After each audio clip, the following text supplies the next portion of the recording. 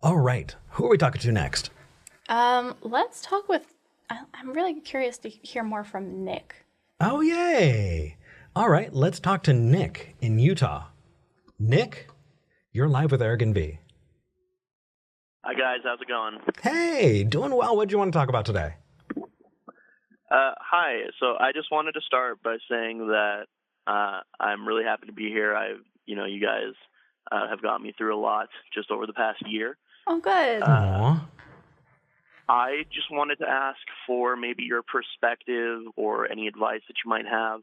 I am an ex-Mormon, and I think just in the nature of being actively religious, you tend to say or do some things that in retrospect, when you gain a little bit more outside perspective, you realize is pretty cringy or just pretty bad. So I was Yeah. wondering what your thoughts on forgiving yourself and allowing yourself that forgiveness would be like. Yeah. So, I usually rely on talking about, let's see, Megan Phelps-Roper and her brother. I forget what his name was. The Phelpses. Have you heard of them? No, I haven't. No. Have you heard of the Westboro Baptist Church? I most certainly have.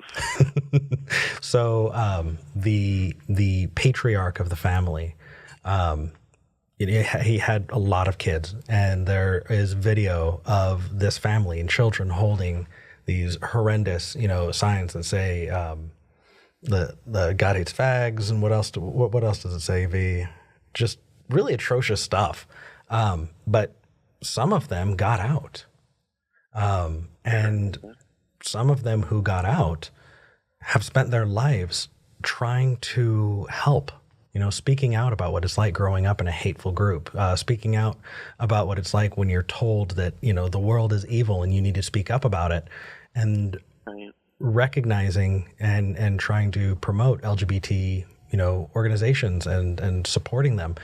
It's really amazing what she's done. But I guess my question for you is, knowing that there's video of her and her family and those, knowing that they held those signs, would you be angry at her? No, I don't think I would ever be angry at someone who has, actively tried to better themselves like that. And I think, that's something that I've tried to keep in mind for myself. But it's still difficult Oh, yeah. to apply the same level of empathy for yourself sometimes. So that's why I struggle a little bit. It is. Self-compassion is so difficult. But at least holding that as a baseline, I know V wants to chime in, as I was just going to say, using that at least as a baseline to check in on can help. And then V, what did you want to? Yeah. I think what I did, there are a couple components here. Nick, I have never been a Mormon, and I have many friends who were, but I don't know very much about their theology or their views around guilt and sin.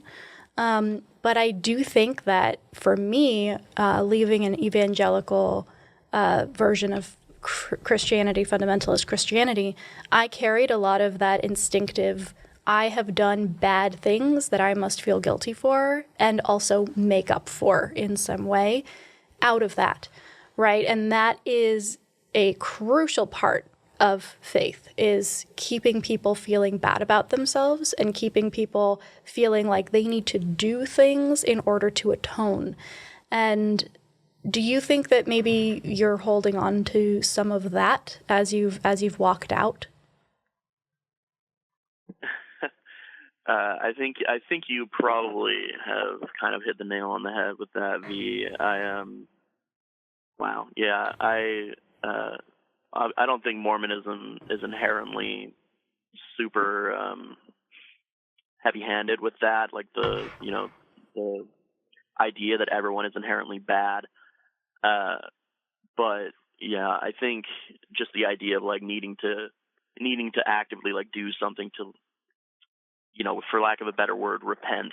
Is probably a big part of what might be being a hang up, I guess. Yeah. And honestly, if there are individual people that maybe you feel like you were mean to or said something you shouldn't have, and you're still in a position where you can go apologize to that person or at least rebuild that bridge a little bit, then absolutely you should go do that, right? That's something that is a reasonable expectation for yourself. But I think that it's worth sitting with this feeling a little bit and asking yourself, what good is it doing right now? Because there's a productive level of feeling like, oh, I shouldn't have done that and I need to go and fix it. But there is a lot of it that just kind of sits on you and doesn't help anybody, right? It's not helping you. Nobody else is being helped by this feeling. So why is it there? And just kind of what you're doing, what you've done with your religious views, kind of pulling those apart and looking at them and feeling all of the emotions the whole time and just being rational about it. This is another area where you can start to do that. And it's not going to be, overnight, boom, it's gone. But I think that it is going to slowly ease up as you identify it not as something that you are responsible for, but rather as maybe a thought pattern that has been instilled in you that you might want to get out of. Yeah, that makes a lot of sense. I actually did recently, I had an ex from like a year ago that I defended some, truly sexist shit to. Pardon my language. It's okay. We cuss on this show. Okay. We're still on fairly good terms, so I called her up and was like, hey, I am so sorry for the things, a common, thing to say is I'm sorry for the things I said when I was Mormon. So it's just, we had a big, long conversation about it. But yeah, good. It was good. Good. And if you can find places in your life to do that and rebuild those bridges, that is beautiful. And honestly, more than most people do. So good on you. But also, once you have done that, you can put it down, right? That is no longer something that is following you. Nobody up there in the sky is keeping a tally, right? Once people have said, oh, okay, thanks, dude, like, we're good, then it's good, right? And so I think just being gentle with yourself here and knowing that your religion did more than just give you a God belief or a belief about how the world works. It also gave you a lot of beliefs about yourself and how you should act in the world. And just slowly pulling those apart as well, I think, will be helpful.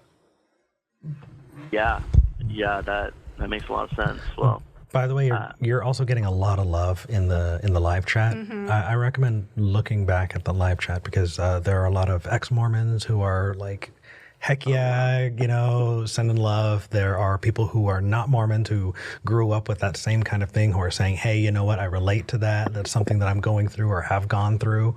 And like, even just in this small community we're building, dude, you are not alone. Right. And so if you ever feel like this is something that is, uniquely weighing you down, I know that it gives me comfort to know that this is something that a lot of people who leave religion are going through as well. And it's a team effort. We're all working on this for ourselves, but it's important to see that there's not something wrong with those feelings. Mm-hmm. It's something that, like V said, when you're trained to feel guilty and shameful, it's no surprise that you're going to feel guilty and shameful. Yeah. I started this whole atheist journey at the start of this year when I, found some clips of Mr. Matt Dillahunty, and later when I saw you two on the other show that you've been on. Mm-hmm. And I just kind of followed you here when I found out. Good. But, yay! I really like Eric. I just like the calm kind of tone that you bring to things, and V, you're very logical, and I like the both of you so much. But I eventually kind of found the nerve to apply some critical thinking to Mormonism itself. Yeah. And thankfully, the community of ex-Mormons on TikTok particularly Nice. Yeah. very informative and very caring. So Good. Have you heard of the Naked Mormonism podcast? I haven't. No. Check it out. If you I will. It's Go ahead. Sorry. It's just a really, really good one.